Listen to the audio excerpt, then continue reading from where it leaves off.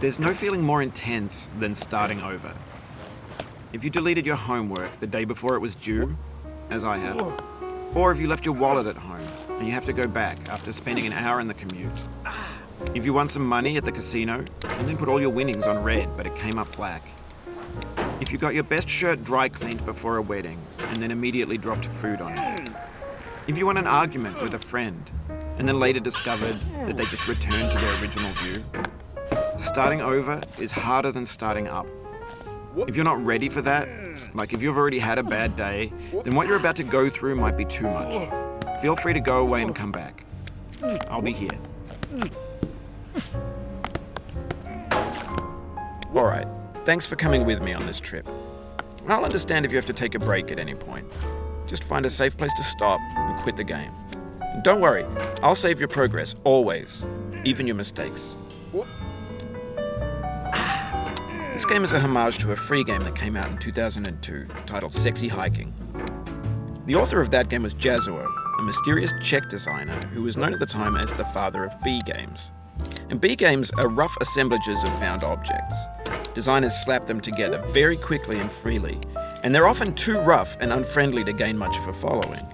They're built more for the joy of building them than as polished products. In a certain way, Sexy Hiking is the perfect embodiment of a B game. It's built almost entirely out of found and recycled parts, and it's one of the most unusual and unfriendly games of its time.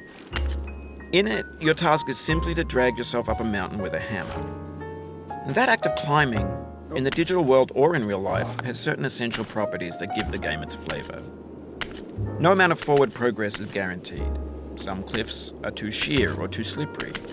And the player is constantly, unremittingly in danger of falling and losing everything.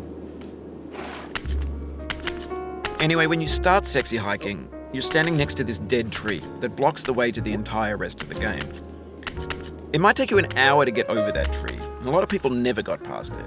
You prod and you poke at it, exploring the limits of your reach and your strength, trying to find a way up and over. And there's a sense of truth in that lack of compromise. Most obstacles in video game worlds are fake. You can be completely confident in your ability to get through them once you have the correct method or the correct equipment or just by spending enough time.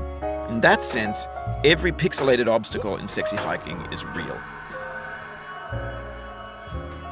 The obstacles in Sexy Hiking are unyielding, and that makes the game uniquely frustrating. But I'm not sure Jazzuo intended to make a frustrating game. The frustration is just essential to the act of climbing, and it's authentic to the process of building a game about climbing. A funny thing happened to me as I was building this mountain. I'd have an idea for a new obstacle, and I'd build it, test it, and it would usually turn out to be unreasonably hard,